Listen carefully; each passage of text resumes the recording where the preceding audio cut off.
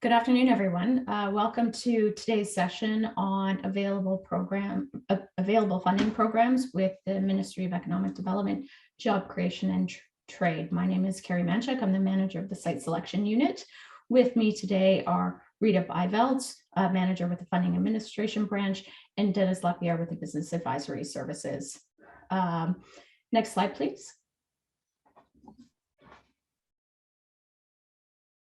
So I'd like to start off the presentation today by talking about some funding programs that are associated with investment attraction and specifically site selection. So first and foremost, I'd like to talk about the site selection services that my team provides within Manchuk, and then provide a bit more information about our industrial land development programs, including a new program that was launched just on October 15th called the Site Readiness Program. So next slide. The site selection unit within Manchuk offers site selection services for strategic projects. Essentially, we will partner with an investor throughout their entire site selection process, from site search to site evaluation to permits and coordinations, all with the goal of being able to assist these investors find a suitable site within Ontario and then support their pathway to operations so that it can happen within their project timelines and they can meet critical milestones. So we offer some dedicated services, including confidential site searches province-wide, a site evaluation. Sometimes investors are working with site consultants or their own real estate agents, and we're happy to do a deep dive on the land planning side of things to look at the evaluation of that site to determine if there are any constraints that could impact their ability to develop. We will also coordinate site visits. This is often the best time to engage with municipal partners so that we can broaden the tent and have all of the people that are needed to actually land a large scale investment at the table and have that direct communication. And then finally, and most critically, my team will provide project management through the permitting and approvals coordination. At the end of the day, companies have shifted their own way of organization, and many of them have outsourced or eliminated that sort of realty specialty within their own business.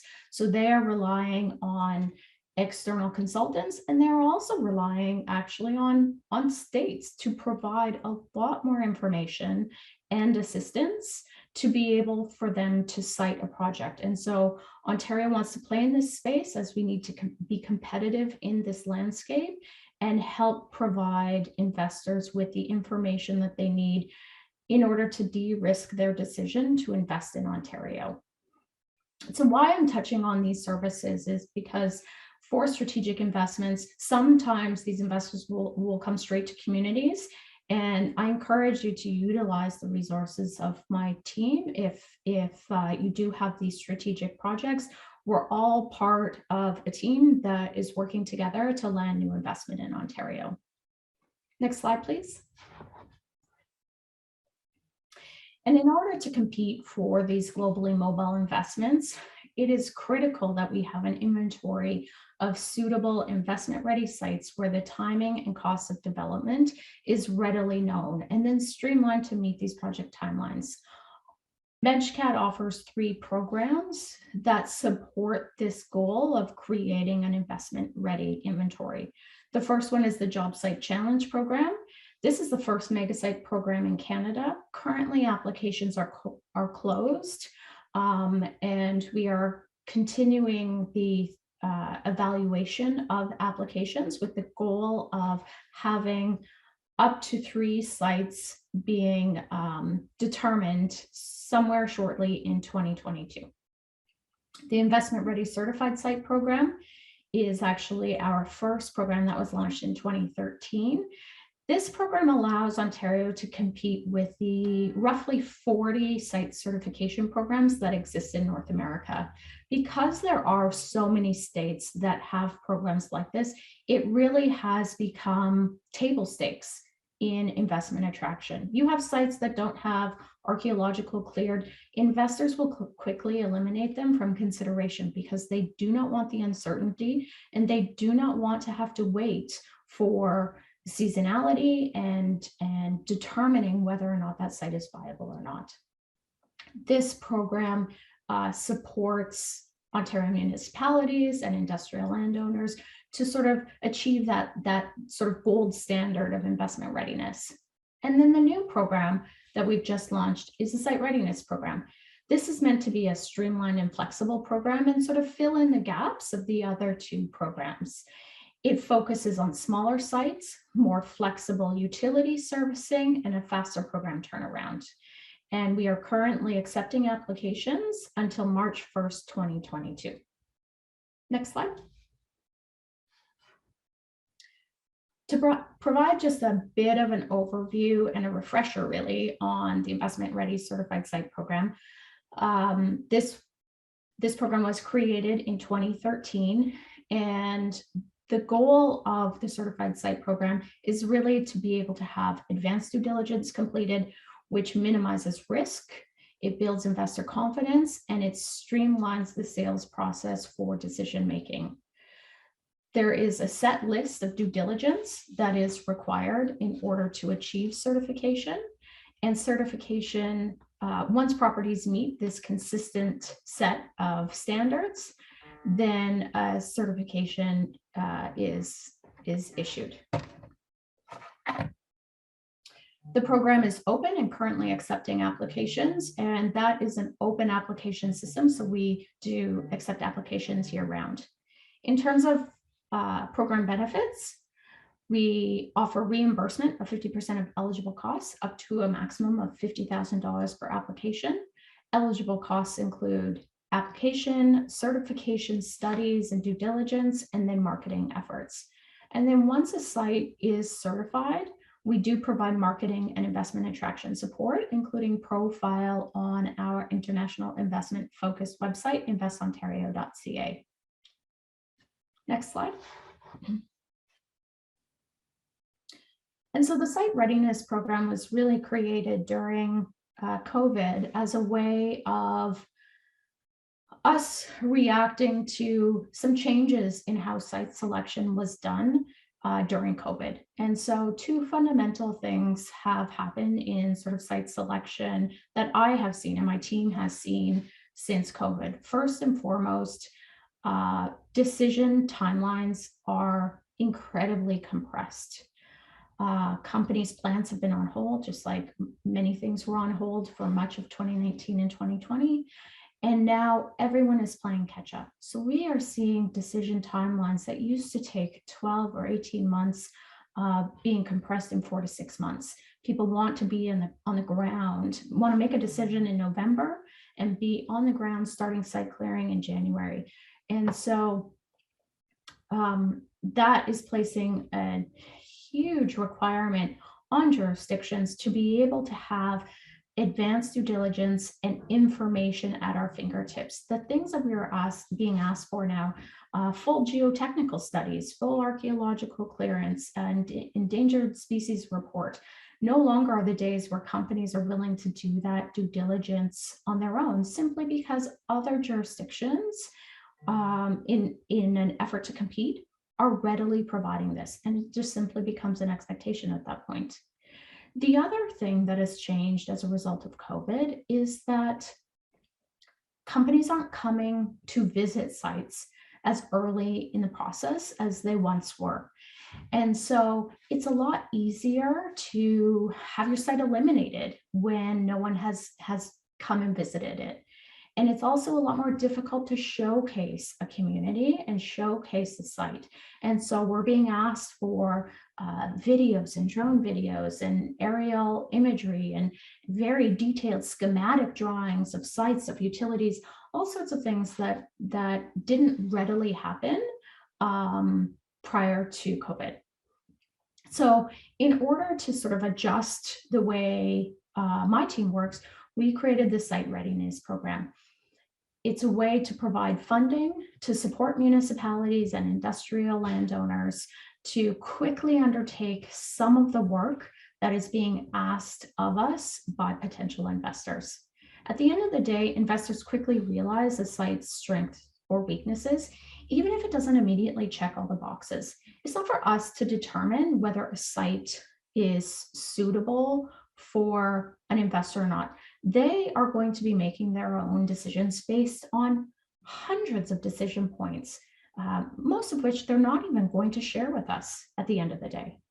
And so the Site Readiness Program recognizes this gap in Ontario's current land inventory while supporting landowners to increase the development readiness of a property.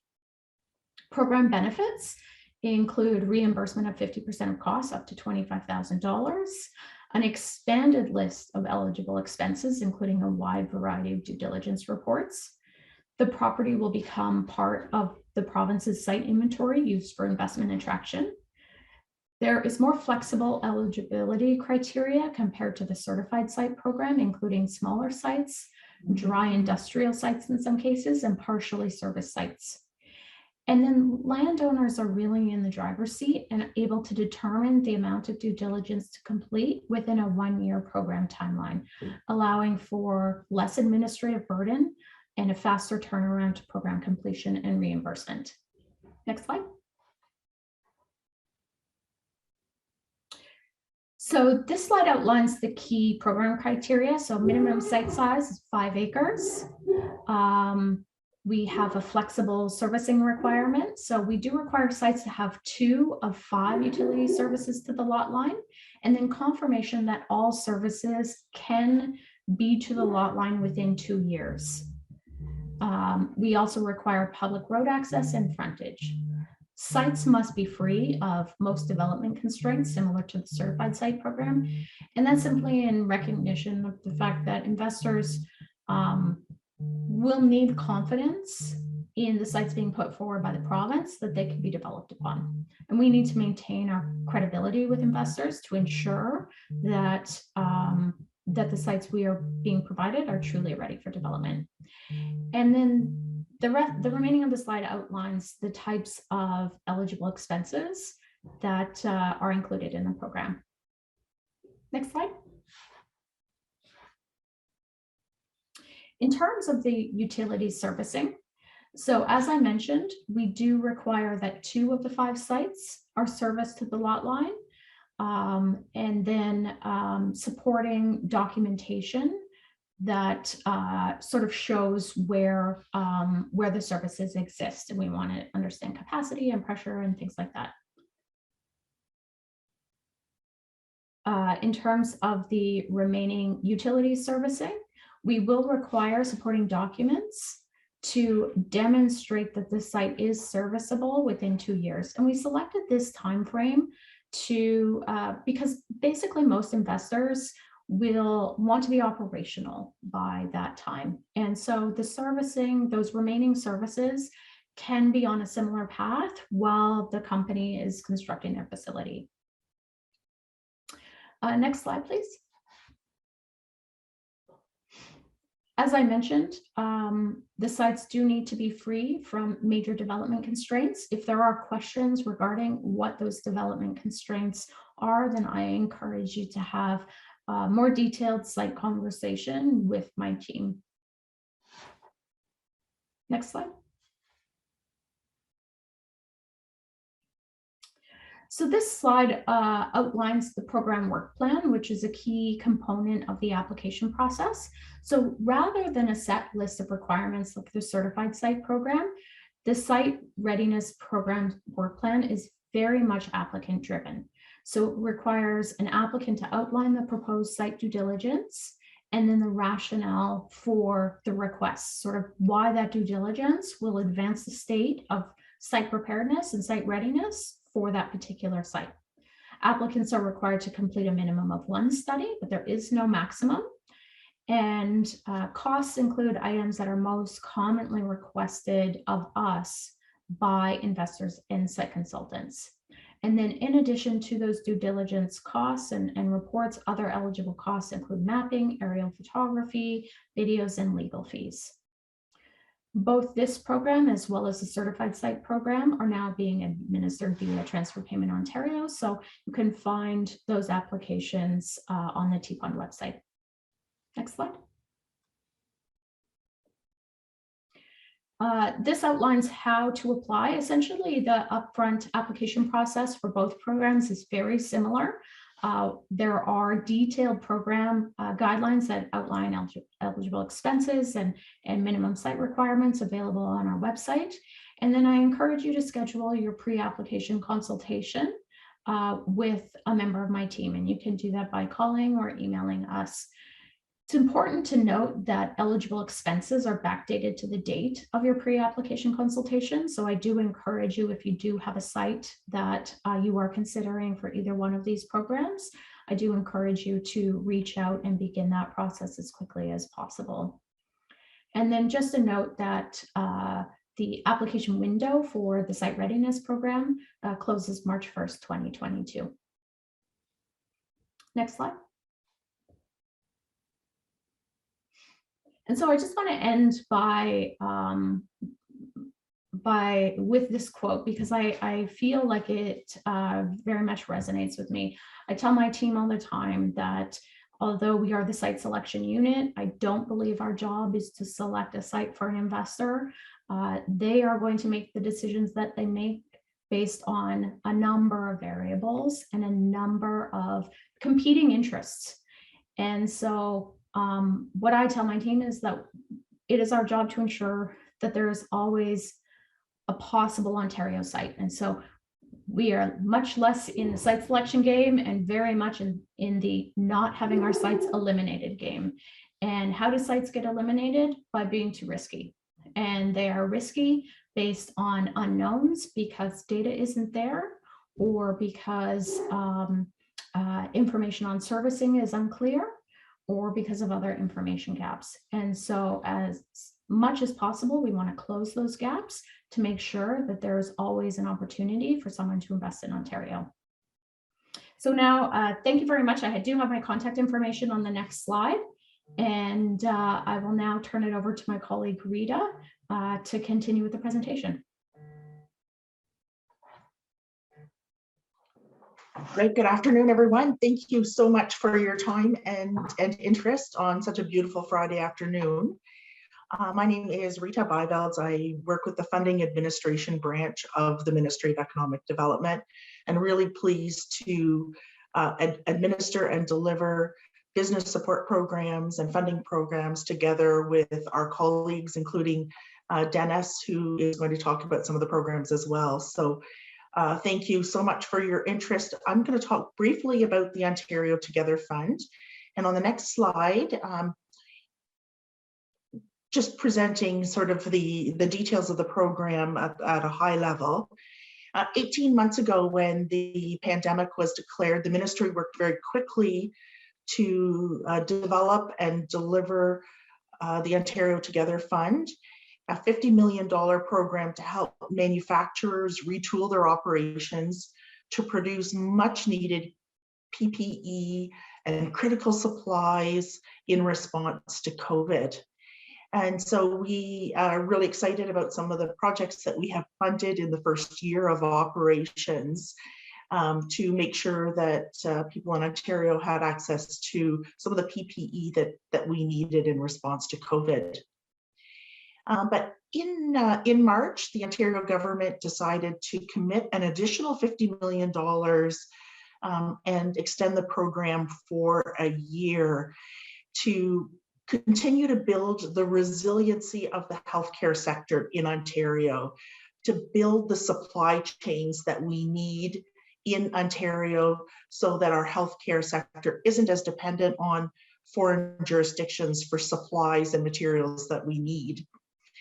So that extended Ontario Together Fund supports manufacturing and innovation for projects in Ontario, targeting companies that have 2 years of operations and are looking at expansion opportunities or building up their supply chains themselves.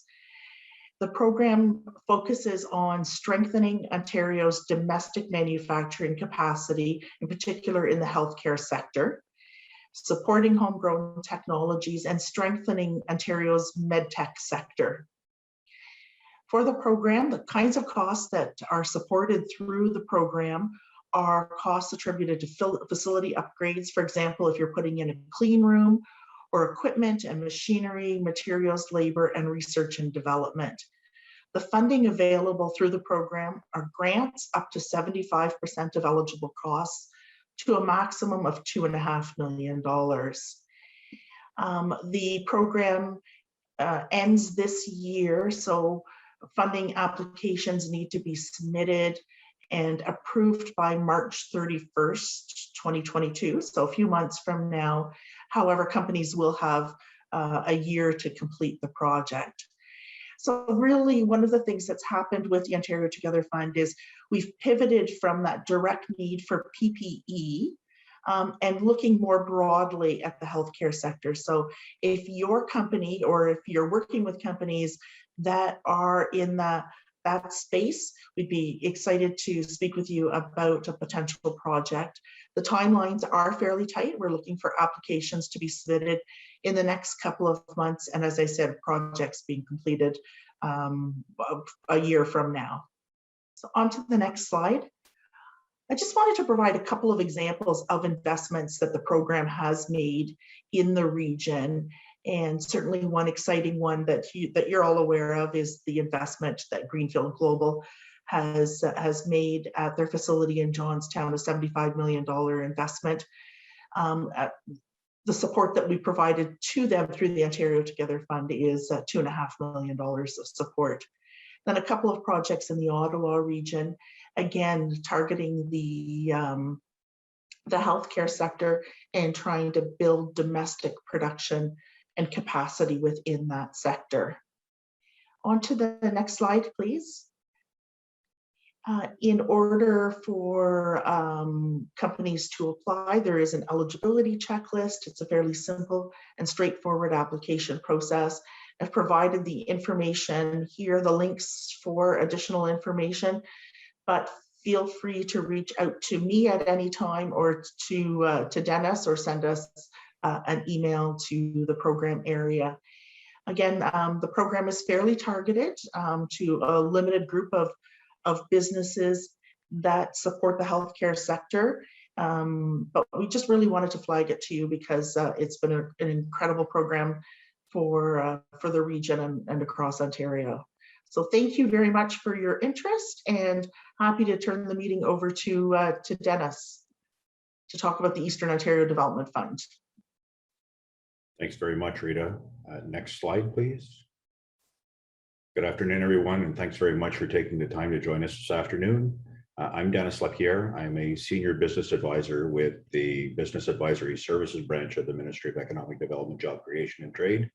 I'm your local resource with our branch and for the ministry for Leeds, Grenville. So I live and work in the area, and essentially the role of our branch and my role is to work with small and medium-sized enterprises to support business retention and expansion and job creation in the province of Ontario. So you'll see my contact information. It'll come up at the end of the presentation.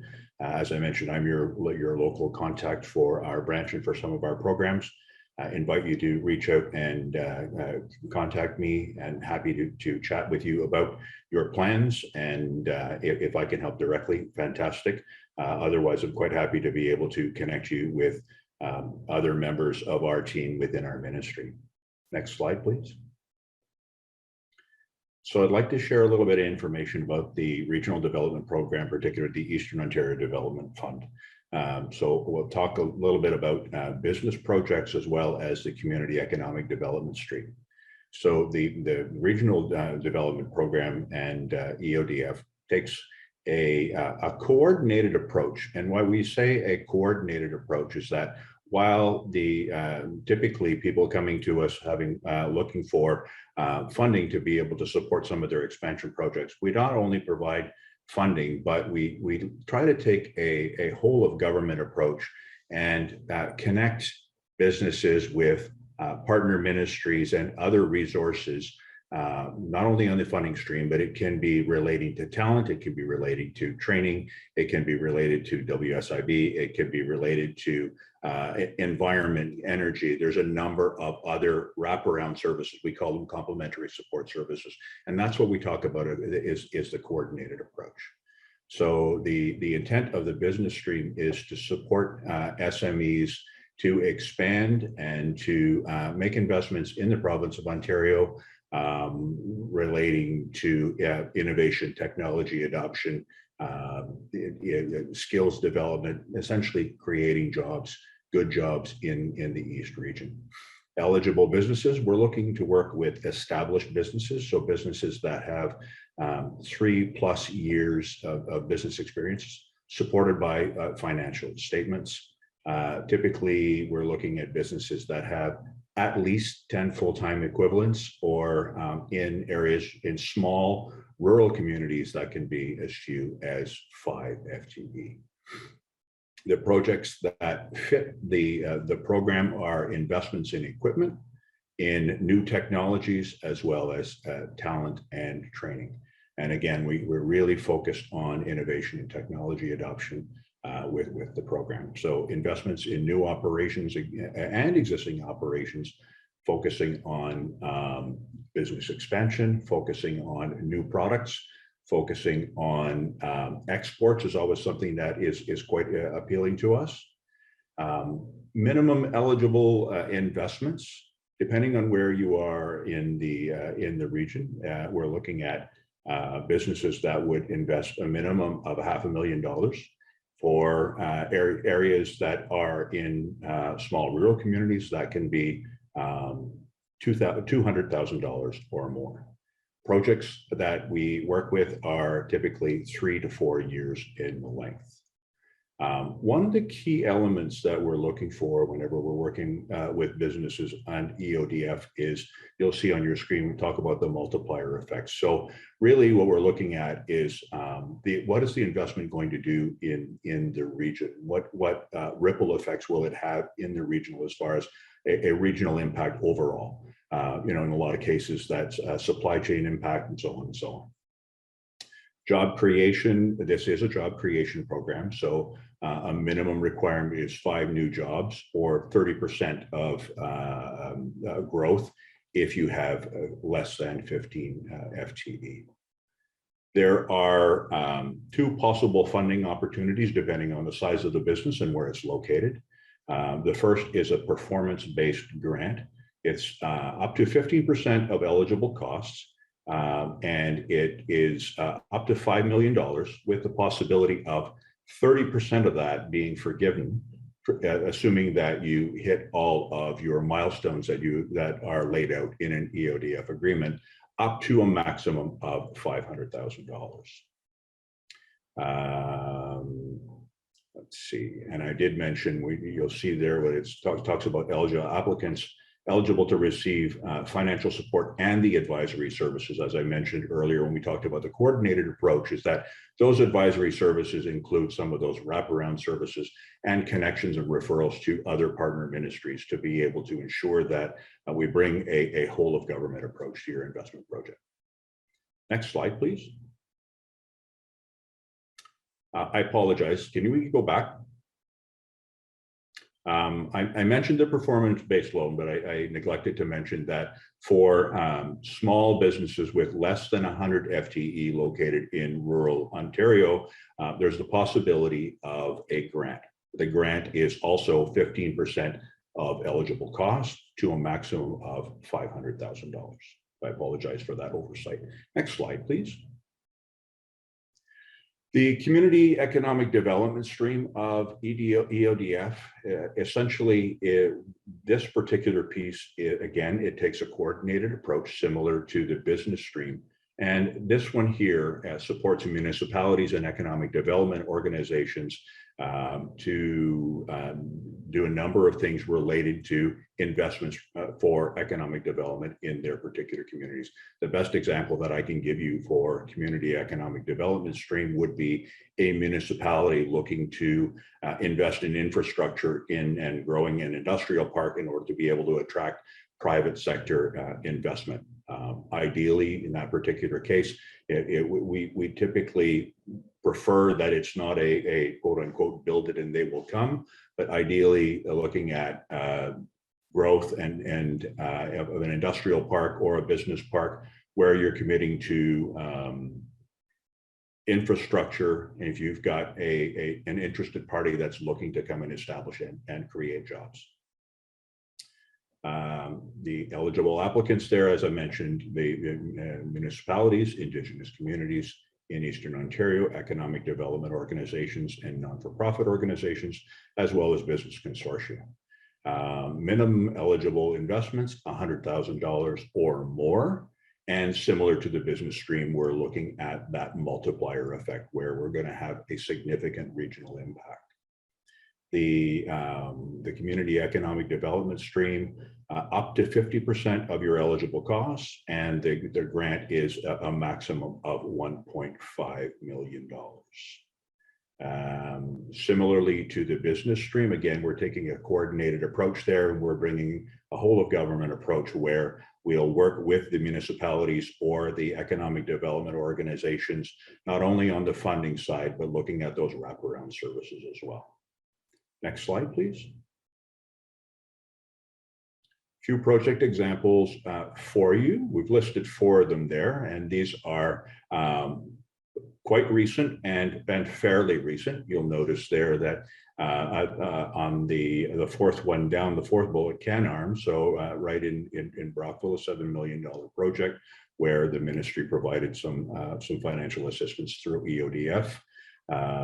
Ross Video, one that was recently announced, a $15 million investment in their facility in Iroquois, where EODF contributed $2.25 million to that particular funding, to that particular expansion, as well as Bowrock, that is in Bars in Prescott Russell, and Fortier Stark Industrial in the Winchester area, 2 other examples of funding where we have partnered with these organizations to provide some assistance and assisting them with their growth in Eastern Ontario. Next slide. Rita, would you mind speaking to this new stream, please? Yeah, happy to do that, Dennis. Thank you very much. So Dennis talked to you about the Regional Development Program. Earlier this month, the government announced a new stream of the Regional Development Program called the Advanced Manufacturing and Innovation and Competitiveness Stream. So this program was just announced. However, the program details are still being considered and put together. I really encourage you to keep in touch with Denis as we develop the program details, and he'll be able to provide you with updates as it comes together. But really, this program will be providing $40 million over 2 years to support advanced manufacturing and innovation across the province. The program will support company investments in equipment and advanced technologies to support their growth. Ultimately, the program is going to be targeting companies that want to, again, build that supply chain in Ontario, companies that are looking at reshoring manufacturing to Ontario, and overall companies that are manufacturing companies that are looking at growth opportunities. So again, this program was just announced. We're really excited about that, having that as part of the Regional Development Program. And please keep in touch with us. And as updates become available, we'll certainly share that program with you. Thanks, Rita. Next slide, please. So if you are interested in the Regional Development Program, you'd like more information about it, or you're interested in applying, there's contact information there. You'll see our generic eodf@ontario.ca email, as well as mine. Invite you to reach out to us. We'd be happy to connect with you and provide you with any additional information and support you through an application. I'm not sure how much time we have for questions. What time do we have? 1:40.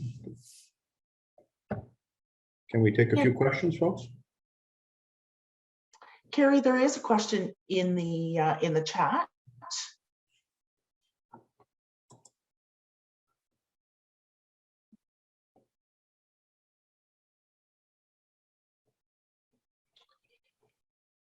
In terms of a new parcel of land, 140 acres, that they're considering turning into industrial park? Sorry, there you go. So municipalities are absolutely eligible for the program. Essentially, if you own some industrial land, then you are eligible for the program.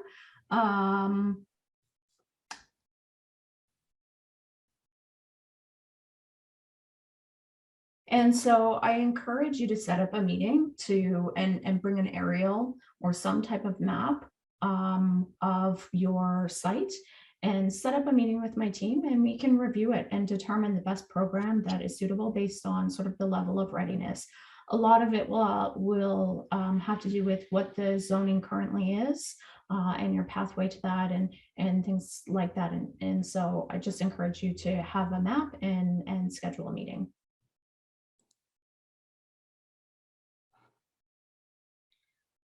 Apologies if we've not been able to answer all of your questions, folks. Thanks very much for your time this afternoon.